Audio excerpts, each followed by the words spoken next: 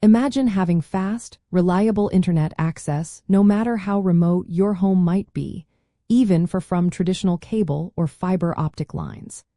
It is a game changer for many. But how does an innovative system like Starlink actually decide which areas get to experience this connectivity and when? Starlink determines its service areas primarily based on two critical factors: the real-time orbital coverage of its growing satellite constellation and the necessary regulatory licenses obtained in each country.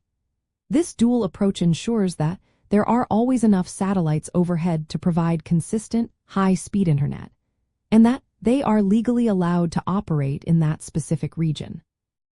The core mechanism behind Starlink's coverage relies heavily on its constellation of satellites in low Earth orbit.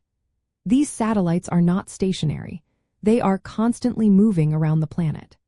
For a user terminal on the ground to establish a stable and fast connection, it needs a sufficient number of satellites visible in the sky at any given moment. As Starlink launches more satellites and places them into various orbital planes, the potential coverage area naturally expands and becomes denser, improving both availability and service quality across wider regions.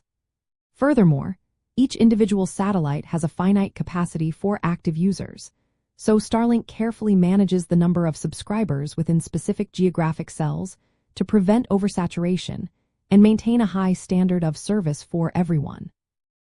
Adding another layer of complexity, Starlink must navigate a diverse landscape of international regulations.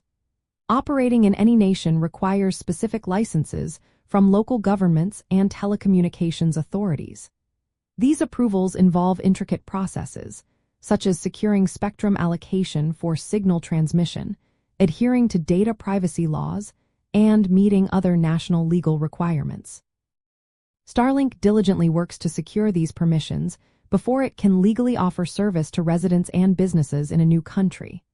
Complementing this, the system also relies on ground stations, known as gateways, which receive data from the satellites and connect to the broader internet backbone. The strategic placement and operational status of these ground stations are also crucial for enabling service in any given region.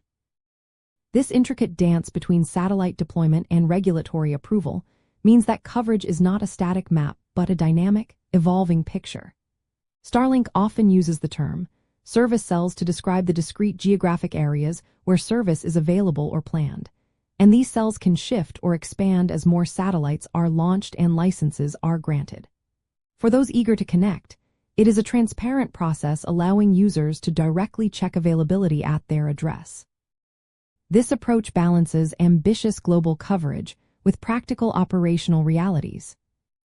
Ultimately, Starlink's method of determining service areas is a careful balance of technological capability and legal permission. By continuously expanding its satellite network, strategically placing ground stations, and securing regulatory approval country by country, Starlink is progressively bringing high-speed, low-latency internet to previously unserved and underserved communities worldwide, bridging the digital divide one orbital pass at a time. Join us at Space Tech Insider, where innovation meets the infinite. Discover the future today.